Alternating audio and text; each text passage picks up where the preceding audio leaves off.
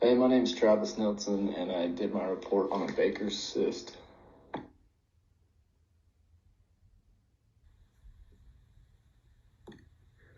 So a 30-year-old male presented to his physician that he had been dealing with increasing posterior knee pain extending into the calf muscle for about a month, and recently noticed a palpable compressible mass in the area of pain. Upon the examination, a medium-sized mass was found palpable behind the knee. His range of motion was slightly decreased due to tenderness on flexion. Patient stated that he'd injured his knee about a year ago snowboarding.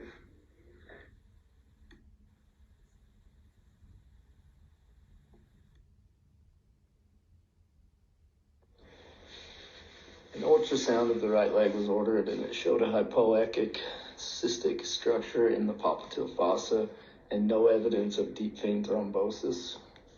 An MRI was also performed and confirmed the presence of a Baker's cyst in correlation with a partial meniscus tear.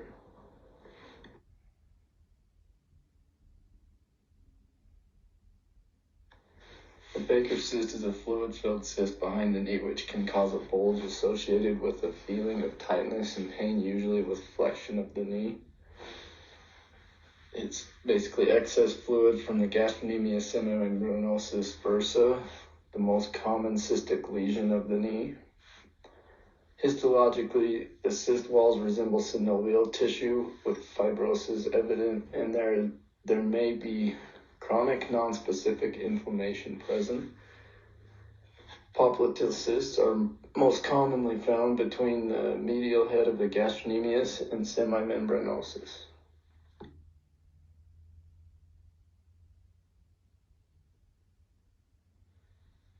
Baker's cysts are commonly associated with intra-articular knee disorders, such as meniscal tears, osteoarthritis, chondral lesions, anterior cruciate ligament tears, and rheumatoid arthritis.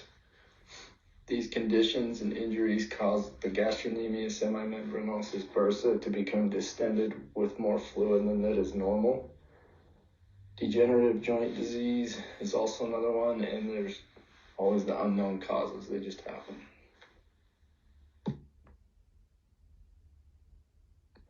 So here you have a longitudinal axis on the left and your transverse on the right. The blue arrow is pointing to what's kind of telling or very characteristic of a Baker's cyst. You can see the neck coming out into the cyst that's coming from the bursa of the knee.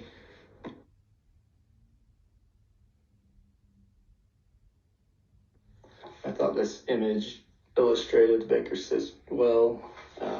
You see the normal knee on the left, and then in the middle is what's called a primary Baker's cyst. You can see it has kind of more of a sphincter to it around where the blue circle is. It's kind of a neck going into it, whereas the secondary is more of just kind of an open bulge.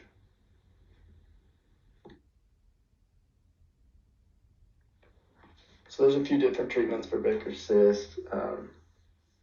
Some of them they don't cure the Baker's cyst. A lot of the time it'll come back. One thing they do is aspiration of the cyst, whether that's where they extract the excess fluid from the joint, the bursa, and they use ultrasound guided steroid injections to relieve swelling and reduce the amount of fluid accumulated.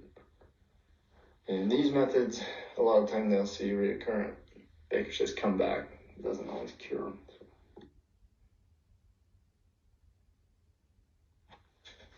So surgery is one treatment that prevents it from coming back, that can cure it. So excision of the knee, the cyst completely removes the cyst from the knee. Arthroscopic debridement cleans up the knee of excess fluid and repairs the underlying issue that promoted the cyst to form. If the excision is performed without arthroscopic debridement, where they repair the damaged tissue that was the cause in the first place, it's likely the cyst will return.